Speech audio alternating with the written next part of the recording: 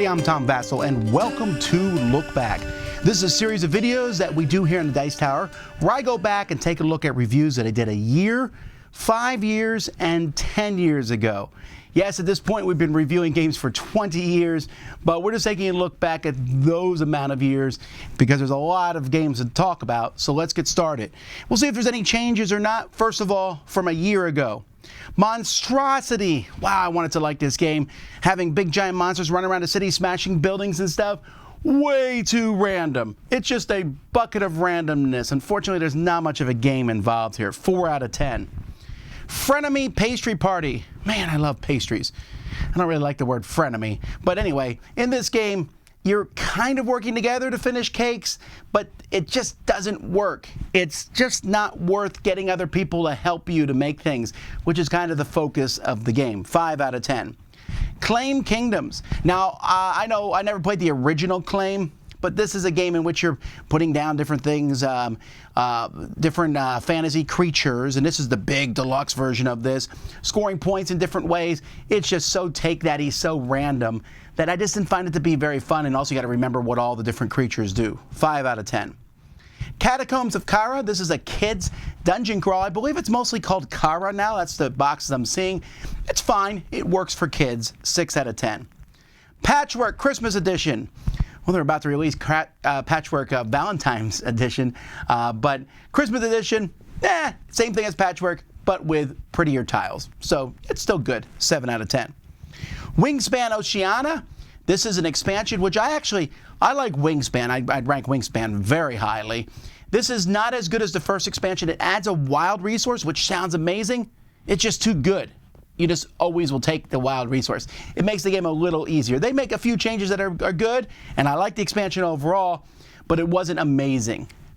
7 out of 10. Sherlock 13, a very short, simple, easy deduction game. 7 out of 10. Blue Skies. This one might have had a higher score if it looked better.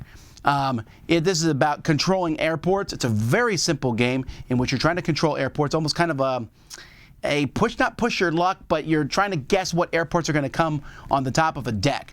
Simple game, a little bit of area control involved. I just wish it looked nicer, but still 7 out of 10. Monster Dentist. This is a game for kids, in which you're using one of those little mirrors to look behind things and then sort them out. Cute game for kids. 7 out of 10. Gladius. This is a 7.5. Me and the kids really enjoyed this one, where there's some gladiators out there. They're fighting. You're betting on which one is going to win, then playing cards to make them better or worse. Silly fun. We enjoyed it. 7.5. Fossilis, we did a Foursquare review on this one. I gave this one an 8. I like it a lot. There's a few component issues, which is weird because this is a beautiful game. I mean, you are digging in these tiles to find bones. The digging in the tiles could have probably been done a little bit better, but I enjoyed it nonetheless. It's a really solid game, and it works well for families. And Almanac The Dragon Road. Really love this worker placement game. It's in a book. You're traveling through the book. Each book has different rules per page. The name sounds boring. The cover looks boring, but the game itself, very well done. 8 out of 10. All right, let's jump back to 5 years ago. 5 years ago, I played Flamme Rouge, and my 5.5 rating here is definitely not as popular as everyone else. I'm off the road here, off the reservation. People do not get. People love this game. I just didn't find it to be interesting. You're just moving back and forth position-wise. I didn't find it to be an interesting race, but take that with a grain of salt. Everyone else seems to love it. Family Flutterby. This is a little folding game where you're folding butterflies down to match a pattern. You already know from that description whether you like it or not. 6 out of 10 for me. Sold Out. This is a 6 out of 10 for kids. I wouldn't want to play this as much because you're going to different stores. Where are these stores? In different corners of the room. You have to run over there and search for things. Kids love it. They're running all around the room. I would prefer to stay in my seat if I could, but still 6 out of 10. Undercover. This one, I forgot this game existed. So I looked at it, I was like, wow. It's from Frosted Games. It's about spies, but it's fairly convoluted, and the payoff isn't as strong as I want it to be. It looks pretty with a rainbow of colors, some neat stuff, and I love the spy theme. But at the end of the day, it's okay. 6 out of 10. Pipework Duo. There's a lot of these pipe connecting games. This one has cool plastic pipes, but again, okay, 6 out of 10. Dungeons & Dragons Rock, Paper, Scissors. This sounds terrible. I gave it a 6.5 originally, and I'm upping that to 7. Because yes, it is rock, paper, scissors, but it's not rock, paper, scissors. It's like ready, set, and then you make some weird hand symbol. And then how all those symbols interact depends on the cards. It's pretty silly fun. I'm pretty impressed with this game. It's grown on me. They've remade it with a wrestling theme, which I've not played, but I like this one a lot. Mixed Tour. This is a stacking game here, a 2-player game, an abstract game a lot of people haven't played or even heard of, but it's worth checking out, 7 out of 10. Mino and Tari is another 7 out of 10. This is a game in which you're cooperatively working together, but you can't see, it's 2 sides of a board and you're moving this piece around, but it's magnetic on both sides, and I can only move through walls. I can't move through walls on my side, you can't on your side, but we might be able to move the pieces, and there's different rules. It's a pretty neat concept. 7 out of 10. Burke's Gambit. This is a little kind of a social deduction game that I originally gave an 8. I'm dropping to 7 because it just looks terrible. It's such a boring looking game, but it is kind of a unique game. It has 2 kinds of things going on, like the alien, who's the alien on the ship, but also it has the, the good guys versus the bad guys, the corporation versus the good guys. So there's some neat ideas in here, but it hasn't held up as strongly over time. So I dropped it from an 8 to a 7.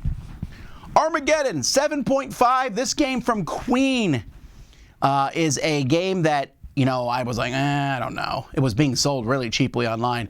I got a copy of this, and I really enjoyed it. It's about a post-apocalyptic future with some dice, but there's some really cool concepts here, and I think it plays really well. Gooseberry. You probably never heard of this game. I gave it an 8, but that's because this game was remade into The Chameleon from Big Potato Games.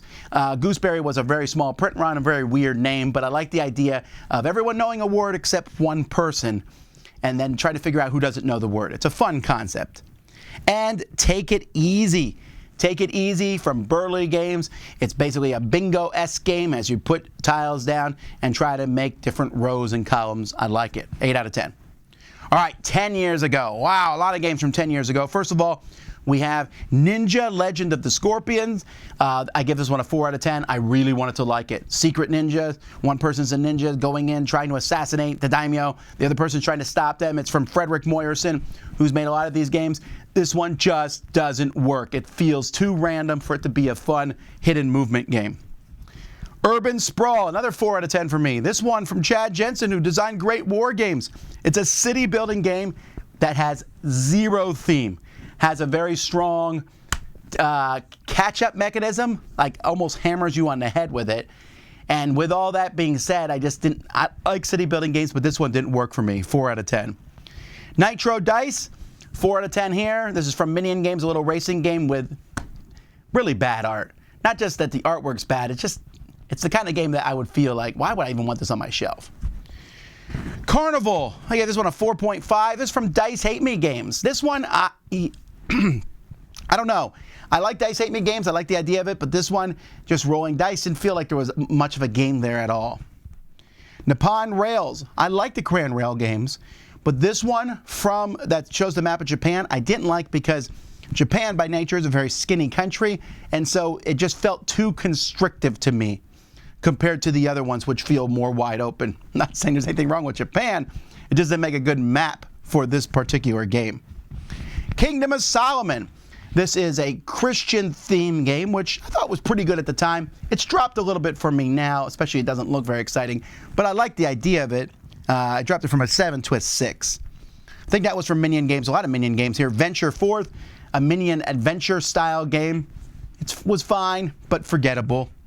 Franken Die, roll dice as fast as you can. I love the artwork in this game, and the game was okay, 6 out of 10. Bonbons, a memory style game with candy, yay! But, it's memory style. It's okay, 6 out of 10. Trophy Buck. Now, this is from Steve Jackson. They have their zombies little dice game. It's silly and fun. This is the same thing about hunting. I know why they did it. The hunting games are very popular. It's fine. It's almost good, 6.5. Mage Knight, the board game. 7 out of 10. Now, that might seem funny because that's a positive thing, right? But the lovers of Mage Knight think I should give this a 10. I like the game. It's fine. It's deck building and stuff. But for me, the game is more work. The work to fun ratio isn't quite there. It's exciting. Terrible rule book. But I mean, it's exciting. There's so much stuff going on. And it was like, wow, Vasel can design a really great game. It's neat. There's a lot of cool concepts. It's 7 out of 10 because I enjoy it. But I'm not going to ask to play it as much because it's a bear to play, learn, get through, etc. But a lot of people love it, and it's many people's favorite solo game. Core Worlds. This one's being redone, and I'm looking forward to it. But this is a deck builder that has a very strong theming. It's a little slower than I like it to be, but I love it, especially if you play with 2 or 3. Has like the foundation feel to it. I like it a lot. 8 out of 10. BattleCon War of Indines. This is a 2-player fighter game. This one's dipped a bit for me because there's so many of these fighter games out there, but it's still really, really cool. You take 2 cards, put them together to make something. I dropped it from an 8.5 to an 8, but I still really like it. And the Ticket to Ride Asia map. This adds teams to Ticket to Ride on one of the things, which sounds weird, but works really well in a devious way. And then the other side, just a cool map. So 2 cool maps, really liked it. 9 out of 10. So those are the reviews that I did 1, 5, and 10 years ago. Thanks so much for watching. I'm Tom Vasel. This has been Look Back on the Dice Tower.